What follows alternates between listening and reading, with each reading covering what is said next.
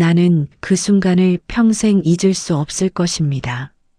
내 명예가 바닥에 던져지고 숨겨왔던 과거가 산산조각 났던 순간. 그때 내 귀에 박혔던 그 한마디가 나를 다시 살게 했습니다. 그는 분노와 조롱이 섞인 목소리로 소리쳤습니다. 야, 김경비. 이 늙은이가 드디어 미쳤나 보네.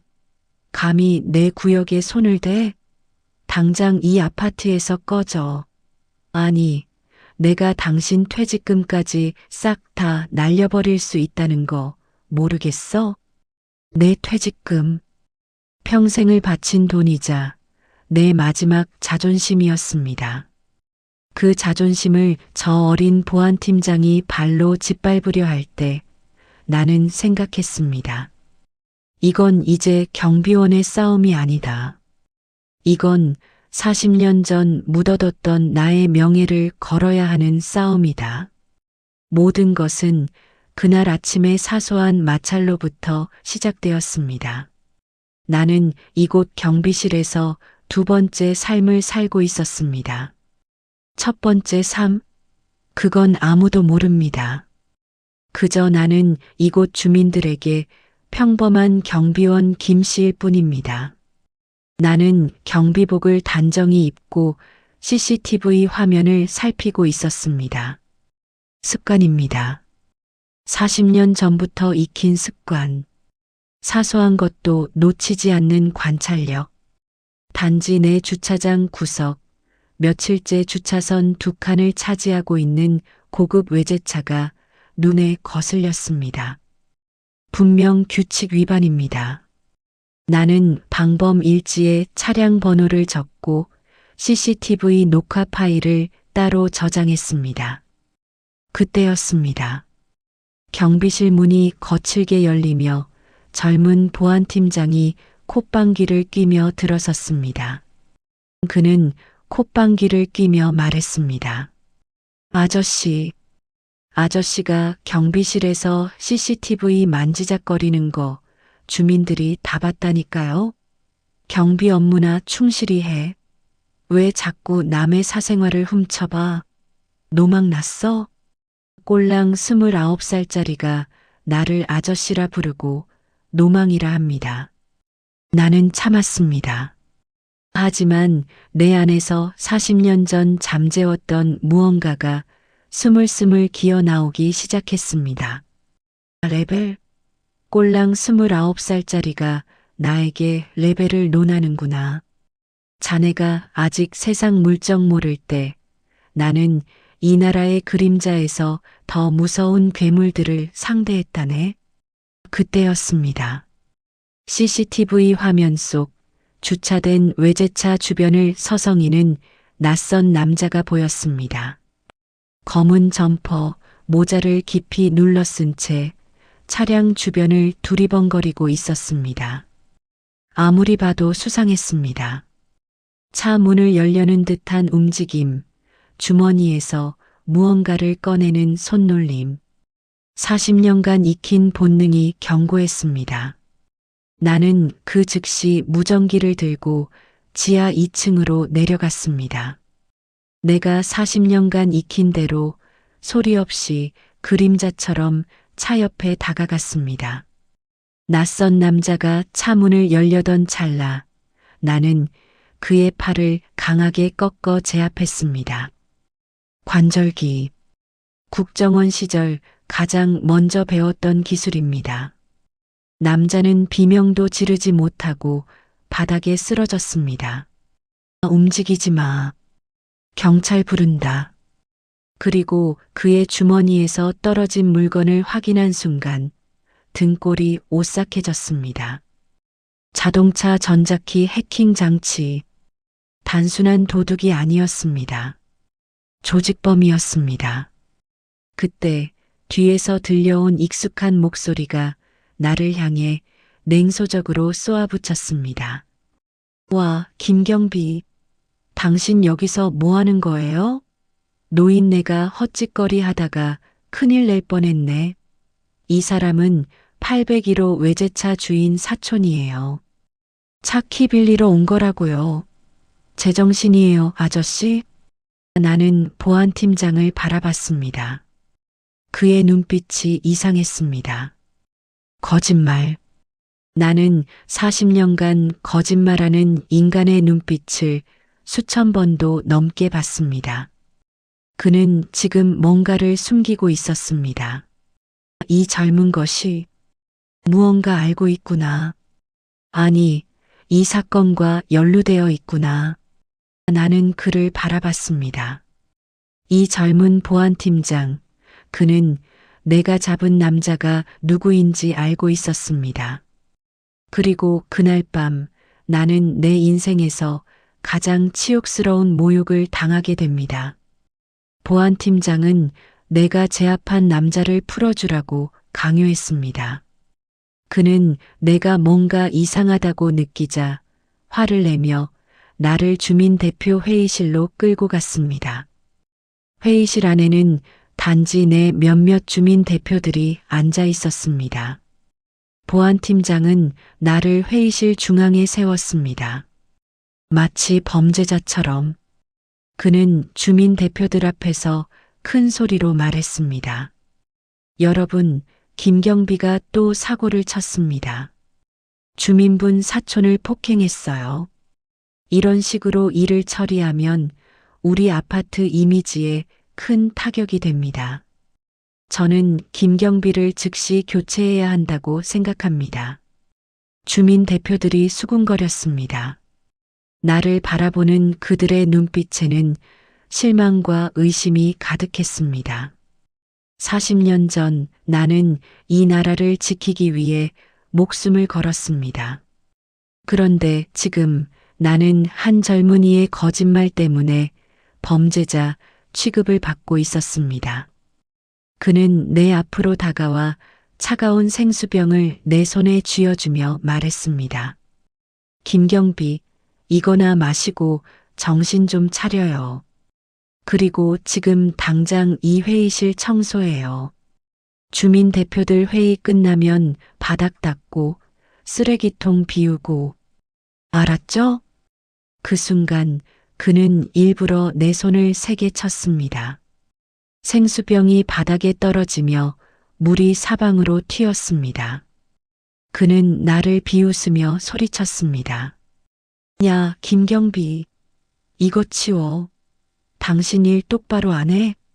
이러다가 당신 퇴직금까지 다 까일 수 있어. 알아들었어? 나는 무릎을 꿇고 바닥에 흐른 물을 걸레로 닦기 시작했습니다. 내 손이 떨렸습니다. 분노 때문이었습니다. 얼굴에 흐르는 물방울이 피눈물처럼 뜨거웠습니다. 회의실 구석에서 나를 동정하며 바라보는 아주머니의 시선에 나는 견딜 수가 없었습니다. 나는 동정이 필요했던 것이 아니었습니다. 존중이 필요했습니다. 안 되겠다. 이놈이 내 명예뿐 아니라 내 가족의 마지막 자존심까지 밟으려 하는구나. 퇴직금? 그래, 내 아내가 투병하면서 모아둔 돈이다. 내 아들이 사업 자금으로 빌려간 돈이다. 내가 평생 숨겨왔던 내 카드를 이제 이 쓰레기에게 써주겠다. 그날 밤 나는 경비실 사물함 깊숙한 곳에서 낡은 서류철 하나를 꺼냈습니다. 40년 전 은퇴하면서 봉인했던 나의 심리 조작 관련 파일이었습니다. 먼지를 털어내고 파일을 펼쳤을 때 낡은 사진 한 장이 떨어졌습니다. 젊은 시절의 나, 군복을 입고 차가운 눈빛으로 카메라를 응시하던 그때의 나, 코드명 페르소나, 국정원 심리전 요원. 나는 적의 마음을 읽고 조작하고 무너뜨리는 전문가였습니다. 파일 속에는 수십 개의 작전 보고서가 담겨 있었습니다. 파블로프 역설 심리 조작, 불안 증폭 기법, 자백유도 시나리오. 내 눈은 다시금 생기를 되찾았습니다. 늙은 경비원 김 씨는 사라지고 40년 전에 냉철하고 치밀했던 그 남자가 그 자리에 돌아왔습니다. 복수의 대상은 명확했습니다. 보안 팀장, 나는 그를 물리적으로 무너뜨리지 않을 것입니다. 나는 그의 마음을, 그의 정신을, 그의 자존심을 완전히 무너뜨릴 것입니다. 손이 떨렸습니다. 흥분 때문이 아니었습니다. 오랜만에 내 능력을 사용하면 누군가는 반드시 무너지게 되어 있다는 것을 알았기 때문입니다. 그리고 그 첫 번째 대상은 내일 아침 자기가 최고인 줄 아는 저 오만한 보안팀장이 될 것입니다. 나는 밤새도록 작전을 설계했습니다. 그리고 새벽 작전명을 정했습니다. 명예회복의 터. 나의 계획은 단순했지만 치밀했습니다. 가장 강한 척하는 자의 내면을 잠식한다. 나는 과거 내가 국정원에서 사용했던 파블로프 역설 심리 조작 단계를 적용하기로 했습니다. 이 기법의 핵심은 상대방이 자신도 모르게 감시당하고 있다는 불안감을 극대화시키고 결국 스스로 무너지게 만드는 것입니다.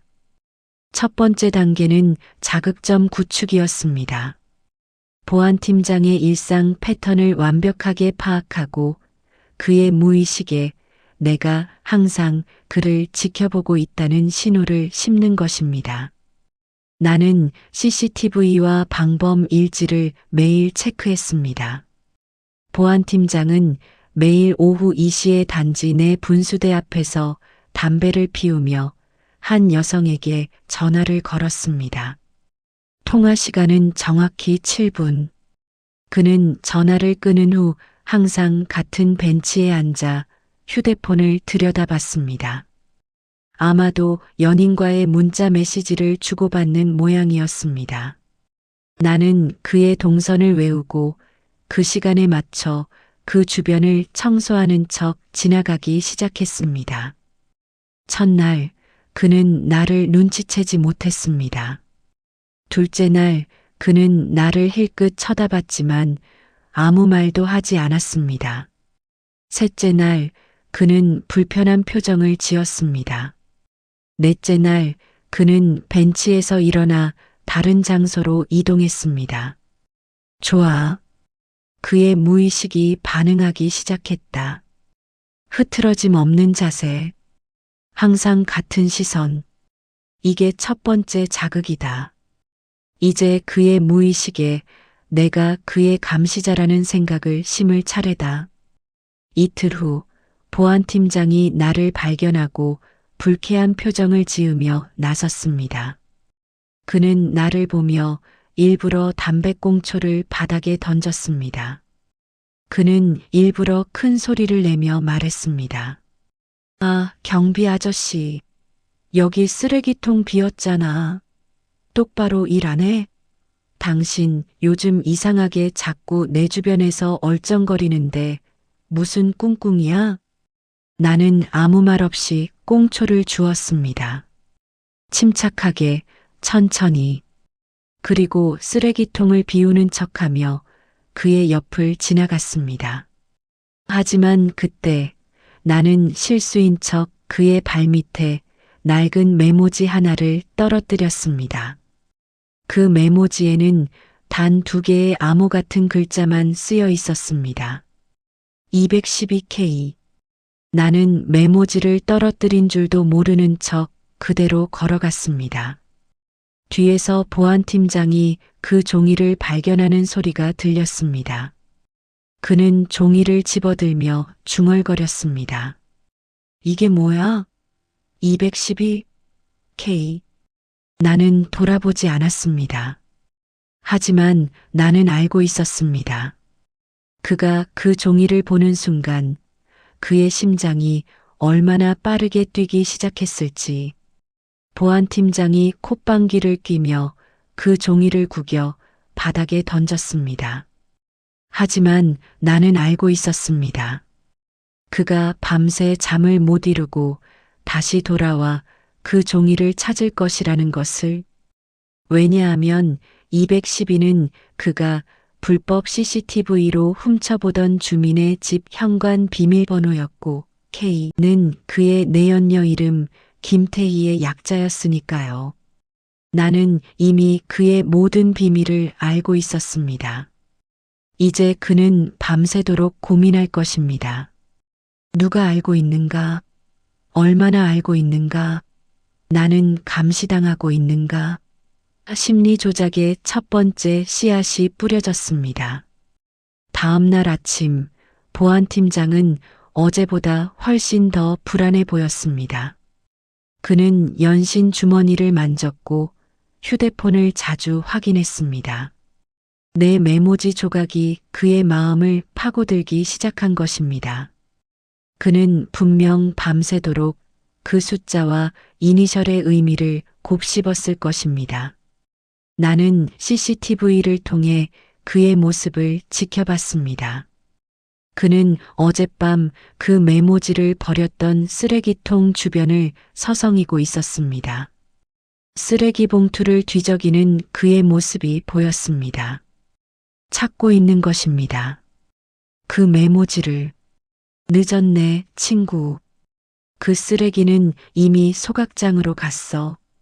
하지만 자네 머릿속에는 평생 남을 거야. 바로 그때 예상치 못한 인물이 등장했습니다. 단지 내 노인정 봉사활동을 하러 온 젊은 여성 사회복지사가 경비실로 들어섰습니다. 그녀는 며칠 전 주민회의실에서 나를 동정하며 바라봤던 그 아주머니의 딸이었습니다. 30살쯤 되어 보이는 맑은 눈을 가진 여성이었습니다. 그녀는 경비실 문을 조심스럽게 두드리며 말했습니다. 경비 아저씨, 잠깐 시간 괜찮으세요? 드릴 게 있어요. 나는 고개를 끄덕이며 그녀를 맞이했습니다. 그녀는 주변을 살피며 조용히 봉투를 건넸습니다. 봉투는 두툼했습니다. 그녀는 낮은 목소리로 말했습니다. 경비 아저씨, 이거 어머니가 몰래 건네주라고 하셨어요. 보안팀장이 아저씨 퇴직금 문제로 이상한 서류를 꾸미고 있는 것 같아요. 어머니가 관리사무소에서 일하시잖아요. 그 사람 책상 서랍을 청소하다가 우연히 보셨대요. 봉투 안에는 보안팀장의 책상에서 몰래 찍은 듯한 서류 사진이 들어 있었습니다. 경비원 김철 퇴직금 차감 사유서, 근무 태만 및 주민 폭행 증거 자료 목록, 경비원 교체 건의서, 모든 서류가 날조되어 있었습니다. 나는 놀랐습니다. 나는 혼자가 아니었습니다. 하늘이 나를 돕는구나. 정의는 아직 살아있는 모양이다. 하지만 이 조력자의 등장은 곧 위험이다. 그녀를 노출시키지 않아야 한다. 만약 보안팀장이 이 사실을 알게 되면 그녀와 그녀의 어머니까지 위험에 빠질 수 있다. 나는 그녀에게 고맙다고 인사하며 조용히 말했습니다. 아가씨, 정말 고맙습니다. 하지만 오늘 이후로 나에게 아는 척하지 마세요. 특히 보안팀장 앞에서는 절대로. 그리고 이 사실을 누구에게도 발설하지 마십시오. 나 혼자 해결해야 할 일입니다. 당신과 당신 어머니를 위험에 빠뜨릴 수 없습니다. 그녀는 걱정스러운 눈빛으로 말했습니다. 아저씨, 혼자서 괜찮으실까요? 그 사람 정말 무서운 사람이에요. 어머니 말로는 뒷배경도 있다고. 나는 그녀의 손을 가볍게 두드리며 미소 지었습니다. 걱정 마세요. 나도 젊었을 때 좀 무서운 사람이었으니까요. 그녀는 고개를 끄덕이고 경비실을 나갔습니다. 나는 봉투 속 서류를 다시 한번 살펴봤습니다. 보안팀장의 계획이 명확했습니다. 나를 아파트에서 쫓아내고 퇴직금마저 가로채려는 것이었습니다. 이제 확실해졌다. 이건 단순한 모욕이 아니다. 이건 조직적인 범죄다. 내 퇴직금을 노리는 것은 물론이고 어쩌면 그 외제차 도둑 사건도 연루되어 있을지 모른다. 나는 이제 보안팀장의 내부 정보와 나의 심리 조작 기술이라는 두 개의 강력한 무기를 갖게 되었습니다. 나는 즉시 계획을 수정했습니다. 다음 단계는 불안 증폭. 나는 보안팀장의 가장 은밀한 사적 공간에 내가 그를 지켜보고 있다는 증거를 남기기로 했습니다. 그것은 곧 자백을 유도하는 덫이 될 것입니다. 그리고 나는 알고 있었습니다. 불안한 자는 반드시 실수를 한다는 것을. 불안 증폭 단계가 시작되었습니다. 나는 보안팀장의 일상 속으로 깊숙이 파고들었습니다. 그의 사물함에 210이라는 글자가 적힌 작은 포스트잇을 붙여놓거나 그의 책상 위에 그의 은밀한 통화 녹취 파일 이름이 적힌 메모를 슬쩍 두었습니다. 김태희 통화 2024년 11월 12일 오후 2시 7분. mp3. 그는 완전히 미쳐가기 시작했습니다. 사물함을 열 때마다 포스트잇이 붙어 있었고 책상을 정리하면 낯선 메모가 나타났습니다. 그는 주변 사람들을 의심하기 시작했습니다. 관리사무소 직원들, 청소부, 심지어 다른 경비원들까지. 그는 경비실로 들이닥치며 씩씩거렸습니다. 김경비, 당신 짓이지? CCTV 해킹했어? 도대체 누가 시킨 거야? 당신 뒤에 누가 있어? 나는 눈을 마주치지 않고 낡은 걸레질만 할 뿐이었습니다. 그의 자멸을 유도하는 심리 조작이 성공적으로 진행되고 있었습니다. 그는 내 어깨를 거칠게 잡으며 소리쳤습니다. 똑바로 대답해. 당신이 내 사생활을 캐고 다니는 거 맞지? 대체 왜? 뭘 원하는 거야? 나는 천천히 고개를 들어 그를 바라봤습니다.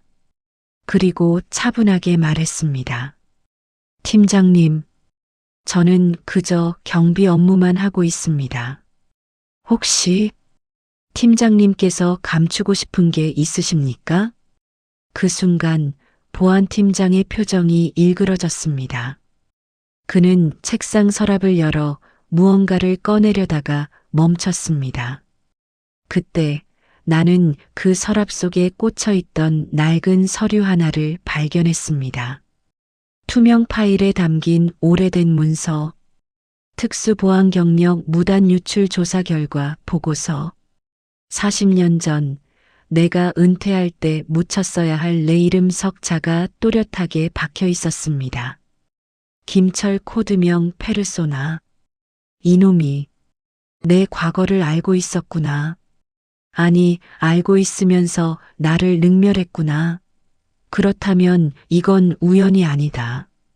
처음부터 나를 노린 것이다. 내가 서류를 보고 있다는 것을 눈치챈 보안팀장이 소름 끼치게 웃었습니다. 그는 서랍을 닫으며 천천히 다가왔습니다. 그는 비웃음을 멈추지 않았습니다. 이제 알겠어요? 김경비. 아니, 페르소나 선배님? 내가 당신 뒷조사를 했다는 거. 전직 국정원 요원이 고작 경비나 하고 앉아 있는 게 우습지 않습니까? 당신 과거 싹 다 털어서 주민들한테 뿌리는 거 일도 아니야. 국가 기밀 유출로 묶여서 감옥 갈 수도 있고요. 그 순간 모든 것이 바뀌었습니다. 나의 복수는 정의 구현을 넘어 명예회복의 최후 통첩이 되었습니다. 이자는 단순한 젊은 깡패가 아니었습니다. 그는 내 과거를 이용해 나를 협박하려던 것입니다. 나는 천천히 일어섰습니다. 그리고 처음으로 보안팀장의 눈을 똑바로 쳐다봤습니다.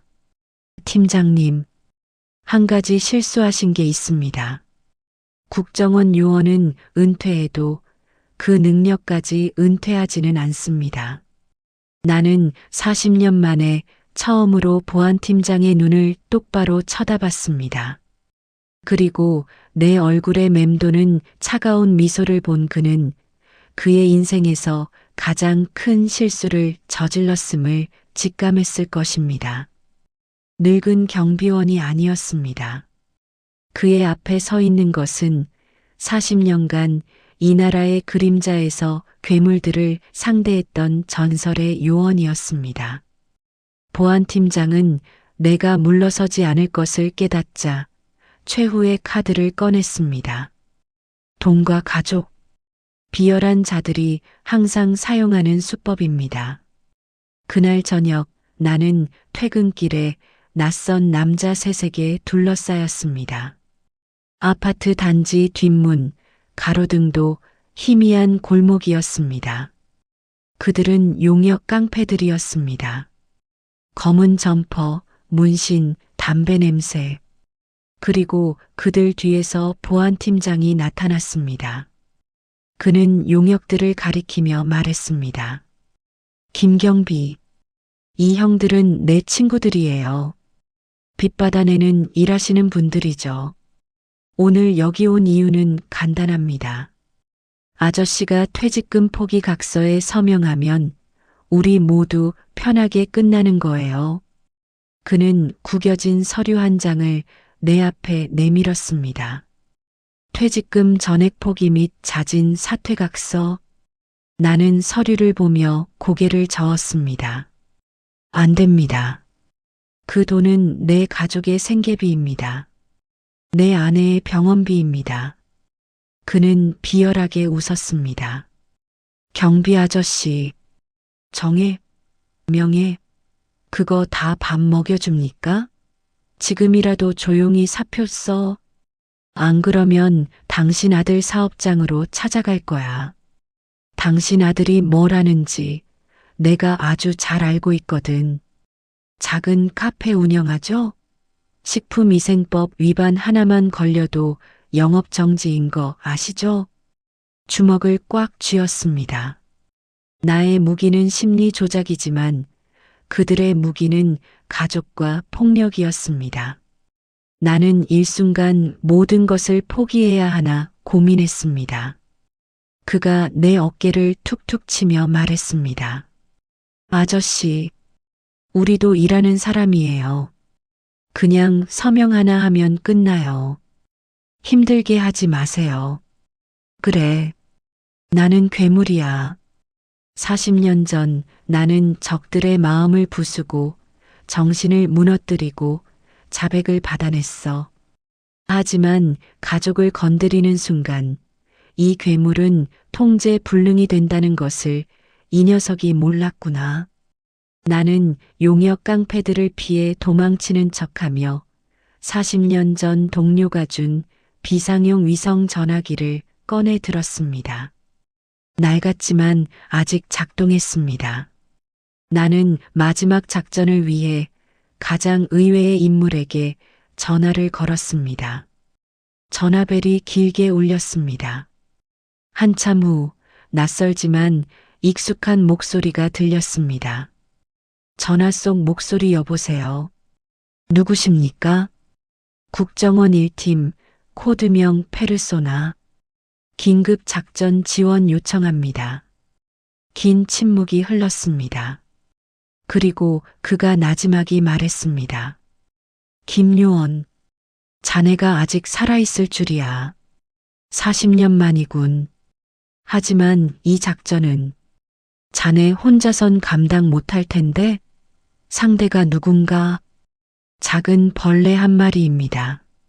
하지만 이 벌레가 내 명예와 가족을 건드렸습니다. 내일 저녁 7시 위치 전송하겠습니다. 그리고 옛날처럼 한 번만 도와주십시오. 수화기 너머로 내 목소리를 들은 그가 침묵하다가 나지막이 말했습니다. 알겠네. 하지만 김요원, 이건 마지막이야. 이번 작전이 끝나면 자네는 완전히 은퇴하는 거야. 약속하게. 나는 고개를 끄덕였습니다.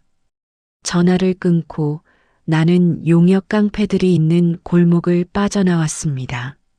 내일 보안팀장은 자신이 저지른 가장 큰 실수를 후회하게 될 것입니다. 나는 보안팀장에게 최후 통첩을 했습니다. 아침 일찍 그의 책상 위에 흰 봉투 하나를 놓았습니다. 봉투 안에는 단 한 줄의 메시지만 적혀 있었습니다. 내일 저녁 7시 주민대표 회의실, 거기서 모든 것을 끝내자. 보안팀장은 비웃으며 봉투를 찢었습니다. 하지만 나는 알고 있었습니다. 그가 올 것이라는 확신이 들었습니다. 그는 이미 나의 심리 덫에 깊이 빠져 있었습니다. 호기심, 불안, 분노. 이 모든 감정이 그를 회의실로 이끌 것입니다. 나는 회의실의 조명, 의자 배치, 문을 여는 각도까지 모두 치밀하게 계산했습니다. 이것은 단순한 회의가 아닌 심리적 전투 공간이었습니다. 보안팀장이 앉을 의자는 회의실 중앙, 모든 시선이 집중되는 곳에 배치했습니다. 조명은 그의 얼굴을 정확히 비추도록 각도를 조정했습니다. 그리고 회의실 뒤편에는 전직 국정원 동료와 현직 경찰 관계자들이 앉을 자리를 준비했습니다. 저녁 7시, 보안팀장이 거만하게 회의실로 들어섰습니다. 그는 양손을 주머니에 찌른 채 콧방귀를 뀌며 말했습니다. 김경비, 드디어 백기들 준비됐어요? 각서 가져왔어요? 그런데 그가 회의실 안을 둘러본 순간 그의 얼굴이 사색이 되었습니다. 그곳에는 주민 대표 대신 내가 전화를 걸었던 전직 국정원 동료와 현직 경찰 관계자들이 앉아 있었습니다. 양복을 단정히 입은 4명의 남자들. 그들의 눈빛은 차가웠습니다. 는 당황해서 말을 더듬었습니다. 이게 무슨... 김경비, 당신, 이게 무슨 짓이야? 나는 회의실 문을 닫고 그의 앞에 섰습니다. 그리고 그의 눈을 쳐다보며 천천히 말했습니다. 보안팀장, 이제부터 내가 묻는 말에만 대답해. 당신이 불법적으로 수집한 주민 사생활 정보와 나에게 퇴직금을 빌미로 협박한 사실, 그리고 그 외의 은폐한 비리들, 모두 지금 이 자리에서 자백할 기회를 주겠네. 그는 완강히 거부하며 소리쳤습니다. 무슨 개소리야. 증거도 없으면서. 당신들 불법 감금이야. 나 고소할 거야. 나는 미소를 지으며 회의실 스크린을 켰습니다. 화면에는 그가 불법 CCTV로 주민들을 몰래 촬영한 영상들이 재생되기 시작했습니다. 그의 책상 서랍에서 발견한 서류들의 사진, 그가 내 연녀와 나눈 문자 메시지, 그리고 용역 깡패들을 동원해 나를 협박한 CCTV 영상까지. 보안팀장, 증거는 충분합니다. 하지만 나는 당신에게 기회를 주고 싶네. 지금 이 자리에서 모든 것을 자백하면 최소한의 처벌로 끝날 수 있어. 하지만 끝까지 버티면. 나는 그의 가장 취약한 지점을 파고들었습니다. 당신이 가장 아끼는 것은 무엇인가? 명예? 아니, 돈? 아니면 당신의 어머니? 나는 그가 어머니에게 보낸 문자 한 통을 정확히 언급했습니다. 엄마, 이번 달에는 용돈 더 드릴게요. 제가 큰일 하나 성사시키면 돈 많이 벌 수 있어요. 보안팀장의 얼굴이 완전히 무너졌습니다. 내 심리 조작 기술에 의해 그는 자신이 수많은 눈에 의해 이미 해킹당했다고 착각하기 시작했습니다. 내가 나에게 던졌던 물컵, 그게 내 무덤이 될 것이다. 결국 그는 무너졌습니다. 무릎을 꿇고 눈물을 흘리며 모든 비리를 털어놓았습니다. 주민들의 사생활 침해, 공금 횡령 시도, 그리고 나의 퇴직금을 가로채려던 음모까지. 심지어 그는 외제차 도둑 사건과도 연루되어 있었습니다. 그 사촌이라던 남자는 실제로 조직 범죄단의 일원이었고 보안팀장은 그들에게 아파트 내부 정보를 팔아넘기고 있었습니다. 정의는 물리적 폭력이 아닌 치밀한 심리 설계로 완벽하게 실현되었습니다. 모든 사건이 끝났습니다. 보안팀장은 구속되었고 용역 깡패들도 경찰에 넘겨졌습니다. 조직 범죄단의 나머지 일원들도 검거되었습니다. 아파트 단지에는 새로운 평화가 찾아왔습니다. 나는 경비원 일을 계속했습니다. 하지만 모든 것이 달라졌습니다. 출근길, 주민들이 나에게 허리를 숙여 인사했습니다. 김경비님, 안녕하세요. 며칠 전 나에게 동정을 보였던 아주머니가 따뜻한 커피를 건네주었습니다. 그녀의 딸 사회복지사도 함께 있었습니다. 아주머니 그녀는 진심으로 말했습니다. 김경비님, 정말 감사드립니다. 이제야 우리 아파트에 정의가 섰어요. 그리고 아저씨가 얼마나 대단한 분인지 이제야 알았습니다. 저희 딸이 그러던데 아저씨께서 과거에 나라를 위해 일하셨다면서요? 나는 미소를 지으며 고개를 숙였습니다. 아닙니다. 나는 대단한 사람이 아닙니다. 나는 그저 평생 지켜온 원칙과 가족의 명예를 위해 잠시 과거의 능력을 사용했을 뿐입니다. 누구나 그랬을 겁니다.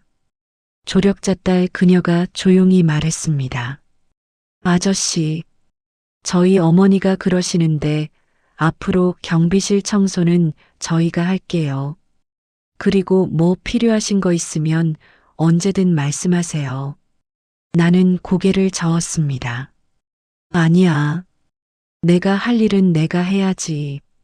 다만 고맙네. 자네들이 없었다면 이 일을 해결하지 못했을 거야. 나는 다시 경비실에 앉아 CCTV를 봅니다. 하지만 이제 그 모니터 화면에는 낯선 남자의 모습이 아닌 나의 존엄을 지켜낸 나의 인생이 보입니다. 단지 내 아이들이 뛰어놉니다. 주민들이 평화롭게 산책합니다. 햇살이 따뜻하게 아파트를 비춥니다. 40년 전 나는 국가를 위해 그림자 속에서 일했습니다. 내 정체를 숨기고 내 감정을 죽이고 오직 임무만을 위해 살았습니다. 그때의 상처는 치유되지 않았습니다. 하지만 65세의 나는 비로소 후련한 미소를 지을 수 있었습니다. 경비실 책상 위에는 주민들이 모아준 감사 편지들이 놓여 있습니다. 아이들이 그린 감사 그림도 있습니다. 나는 그 편지들을 한 장 한 장 읽으며 눈물을 흘렸습니다. 이것이 진짜 명예였습니다. 누군가에게 인정받고 누군가에게 감사받는 것. 나는 낡은 서류철을 다시 사물함 깊숙한 곳에 넣었습니다. 이제 정말로 봉인하는 것입니다. 코드명 페르소나는 완전히 은퇴했습니다. 이제 남은 것은 경비원 김씨, 평범하고 따뜻한 할아버지입니다. 창밖을 보니 햇살이 나를 비춥니다. 겨울 햇살이지만 따뜻합니다. 내 남은 인생, 이 햇살처럼 따뜻하고 정직하게 살았던 지난 날들을 이제는 자랑스러워하며 살아가겠습니다. 명예는 거창한 것이 아니었습니다. 명예는 바로 이 순간 내가 지켜낸 평범한 일상 속에 있었습니다. 나는 경비실 의자에 앉아 따뜻한 커피를 한 모금 마십니다. 그리고 중얼거립니다. 고맙습니다. 내 인생에 다시 한번 기회를 주셔서